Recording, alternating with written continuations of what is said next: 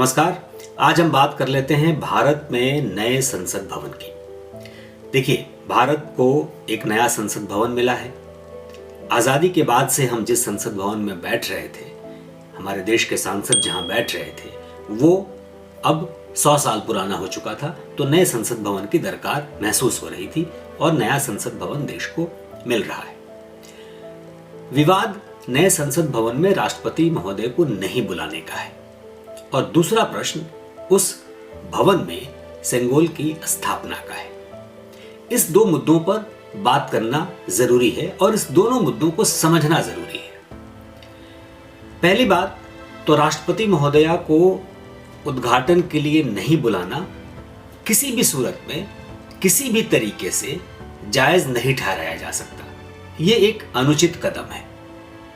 देश में संसद है, प्रधानमंत्री हैं, लेकिन हमारे देश में राष्ट्रपति भी हैं, उपराष्ट्रपति भी हैं। अब सवाल उठता है कि क्या प्रधानमंत्री राष्ट्रपति की मौजूदगी में उद्घाटन कर सकते हैं?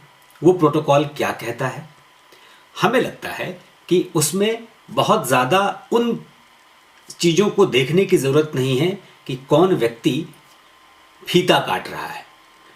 उद्घाटन की पट्टिका पर नाम लिखवाना एक अलग बात है, लेकिन जो देश की परिस्थिति है और उस देश में जहां हमारा गणतंत्र है, उस गणतंत्र में गणतंत्र के मुखिया को नहीं बुलाया जाना एक लोकतांत्रिक प्रक्रिया में भी एक सवाल खड़ा करता है। तो सीधी सी बात है कि अब जो लोग भी उस पर संविधान की व्याख्या कर रहे हैं, उनकी धाराओं की व्याख्या कर रहे हैं, चाहे वो आर्टिकल 53A की बात कर रहे हों या दूसरे आर्टिकल्स के ज़रिए ये बात कर रहे हों कि ये विधायिका के जो लोग हैं उनके ज़रिए नहीं करके, जैसे कि ओवैसी ने कहा कि वो सीधे लोकसभा अध्यक्ष ही कर लेते उसका उद्घाटन तो भी चल जाता। लेकिन सवाल वो नहीं है। सवाल ये है कि अगर आपके देश में, आपका देश गणतंत्र है और गणतंत्र में गणतंत्र के मुखिया के तौर पर राष्ट्रपति का पद है और राष्ट्रपति वहाँ मौजूद हैं, तो उनके ज़रिए ये होना चाहिए था। तो अब उस पर जितनी भी बातें होंगी, उनको नहीं बुलाए जाने को लेकर के जितने भी तर्क दिए जाएंगे, वो दरअसल रफू करने की बात होगी। तो पहला तो ये है कि उनको बुलाया जाना चाहिए था। अब दूसरी बात कि उनको नहीं बुलाए जाने को लेकर के जिस तरीके से पार्टियों का विरोध है, उसको कैसे देखा जाए? अब सवाल ये उठता है कि भाई संसद भवन देश को समर्पित हो रहा है और उस संसद भवन में वो सारी विपक्षी पार्टियां जो आज विरोध कर रही हैं वो भी जाकर बैठेंगी। ऐसा तो है नहीं कि वो जाकर नहीं बैठेंगी। तो आज जब वो देश के हाथों वो पहुंच रहा है, देश को समर्पित हो रहा है और उस संसद भवन में अगली कार्यवाही जो भी होगी संसद की वो वहीं होगी और वहां पर जब जाकर के इन सांसदों को बैठना होगा, तो ये कहना कि हम उसका विरोध कर रहे हैं, हम उसमें नहीं जाएंगे, हम इस बात में विरोध कर रहे हैं कि राष्ट्रपति महोदया को नहीं बुलाया गया, दरअसल ये पूरी राजनीति है। पहली बात तो गलती हो गई और दूसरी बात, अब जो किया जा रहा है, जिन 18, 20, 22 पार्टियों द्वारा जो भी हो रहा है, उन सारी पार्टियों को मिला करके हमको लगता है कि 100 लोकसभा के सांसद भी नहीं होंगे शायद। बहुत सारी ऐसी पार्टियां हैं जिनके एक भी सांसद नहीं हैं लोकसभा में, वो लोग भी विरोध कर रहे हैं। तो खैर ठीक है, लोकतंत्र है, विरोध करना चाहिए, लेकिन मुद्दा गलत है विरोध करने का। आपका विरोध ये होना चाहिए कि नहीं बुलाएगा, ठीक है जी आप जाइए।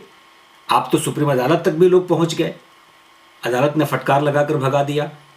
आप यही बात राष्ट्रपति से वक्त लेकर के उनको कहते, आप प्रधानमंत्री से वक्त लेकर के उनको कहते, लेकिन नहीं, चूंकि राजनीति करनी है तो राजनीति आप कर रहे हैं, सिर्फ विरोध की राजनीति है।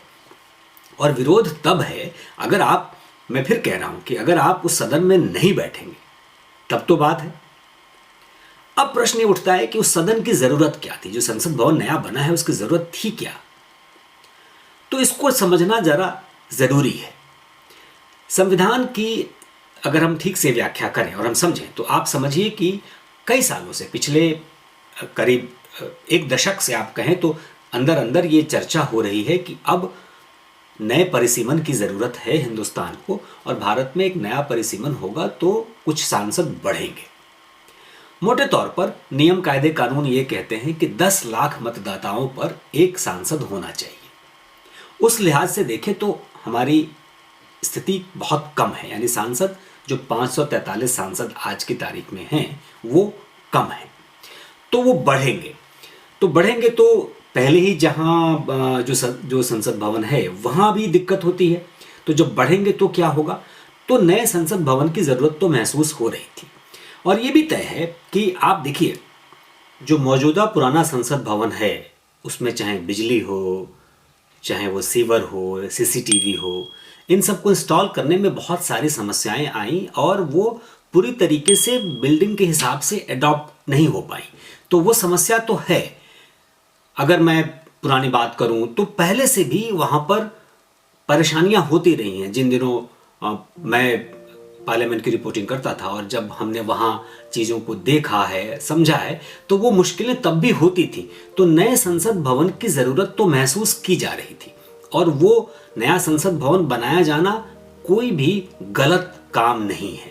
भाई ज़रूरत है आपको, आपने उसका विस्तार कर लिया, तो चाहे नीतीश कुमार हो या कांग्रेस हो या जो भी लोग उसका विरोध अलग अलग तरीकों से कर रहे हैं, तो वो दरअसल उनकी राजनीति है विरोध करने की। तो विरोध तो इसलिए ही हो रहा है सिर्फ क्योंकि नए संसद भवन की जरूरत थी। और एक बड़ा इंपॉर्टेंट फैक्टर ये है कि आने वाले दिनों में 2026 तक संसद की मौजूदा व्यवस्था यही रहेगी, यानी जितने सांसद हैं देश में संविधान के हिसाब से वो इतने ही रहेंगे, लेकिन परिसीमन की प्रक्रिया शुरू होगी तो 2026 के बाद, यानी अगर 2024 के चुनाव के बाद 2029 का चुनाव होता है तो 29 के चुनाव से पहले हमें लगता है, मुझे पूरा ये भरोसा है कि 29 के चुनाव से पहले परिसीमन के आधार पर कम से कम 200 से 250 सीटें और बढ़ेंगी। तो नए संसद भवन में ये ध्यान में रखकर ज़्यादा सीटें लगाई गई हैं, ये ज़्यादा लोग वहाँ बैठ सकेंगे। अभी जो लोकसभा में या राज्यसभा में जितनी सीटें हैं, जितने सांसद बैठते हैं, उससे ज़्यादा लोग बैठ सकेंगे, ऐसा वहाँ पर ऐसी व्यवस्था वहाँ की गई है। तो ये एक बड़ा फैक्टर है और ध्यान में इसलिए रखा गया है कि आने वाले दिनों में अगर परिसीमन होता है तो उससे परेशानियां नहीं हो। देखिए नियम कायदे कानून क्या कहते हैं कि 10 लाख मतदाताओं पर एक सांसद होना चाहिए, तो उस तरीके से जरूरत तो महसूस देश को हो रही है, तो संसद की सीटें बढ़ेंगी। तो लिहाजा ये प्रयास और ये काम तो बहुत ही उचित हुआ है जो भी आप देख रहे हैं। तो विरोध की बात जो है वो बिल्कुल नाजायज है। पार्टियों को इस कार्यक्रम में जाना चाहिए था। आप जाते, आप अपना विरोध दर्ज करिए, आप उसके लिए धरना पे बैठ जाइए भाई, आप उसके लिए भूख हड़ताल कर लीजिए। आज जैसा कि जेडीयू ने कहा कि 28 तारीख को वो पूरा भूख हड़ताल उनके सांसद करेंगे, आप ये कर लीजिए, ये आपका लोकतांत्रिक अधिकार है। लेकिन एक नए संसद भवन का निर्माण हुआ है।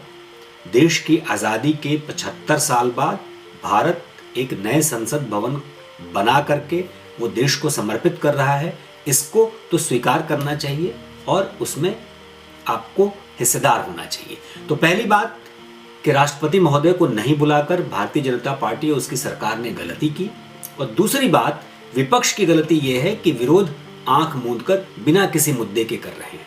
हाँ, बीच में ये बात भी आई कि राष्ट्रपति चूंकि अनुसूचित जनजाति की शेड्यूल्ड ट्राइब हैं तो भाई उसका कोई महत्व नहीं है, तो उसलिए ये उनकी राजनीति है कि दिखाने को तो ये बना दिया लेकिन महत्व नहीं दे रहे हैं और इसलिए नहीं बुलाया। अरे भाई, महत्व वो तो दे ही रहे हैं, उन्होंने तो राष्ट्रपति बनाया, उन्होंने कैंडिडेट बनाया, आपने विरोध किया था, तब कहाँ था महत्व? आप उनको निर्विरोध चुन के वहां बिठाते ना। और बहुत सारे दलित नेता हैं जो जिनका मैं नाम लेना नहीं चाहता चूंकि वो उस लायक नहीं है, लेकिन उन्होंने विरोध किया था और पता नहीं क्या क्या कहा था राष्ट्रपति महोदया के लिए। तो ये सिर्फ राजनीति है। अब दूसरी बात जो बहुत महत्वपूर्ण बात है वो है सेंगोल। सेंगोल तमिल भाषा का एक शब्द है जिसका शाब्दिक अर्थ या उसका विस्तार से उसका अर्थ समझे तो दरअसल वो न्याय है, न्याय से जुड़ा हुआ एक शब्द है।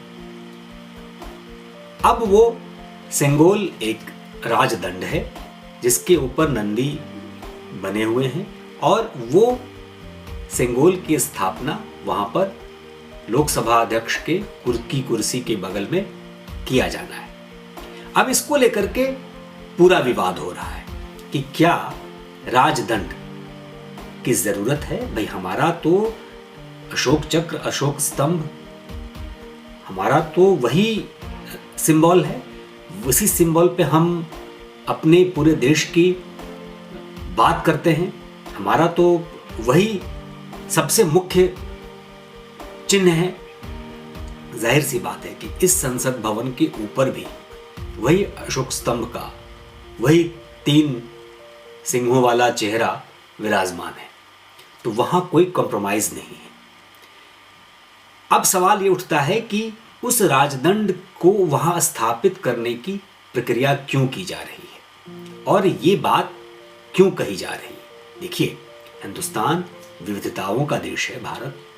भारत की संसद में अगर चूंकि विविधताओं के बावजूद हमारे सनातन संस्कृति में एक पूजा पाठ की पद्धति है और पूजा पाठ में एक पूरा एक सिस्टम हमारा बना हुआ है, तो वहां पर हम कोई भी काम, मैं जाति धर्म से ऊपर उठ करके ये बात कह रहा हूं कि कोई भी बड़ा काम होता है तो हम उसमें उसका शिलान्यास करते हों या उसका उद्घाटन करते हों, पूजा पाठ करते हैं।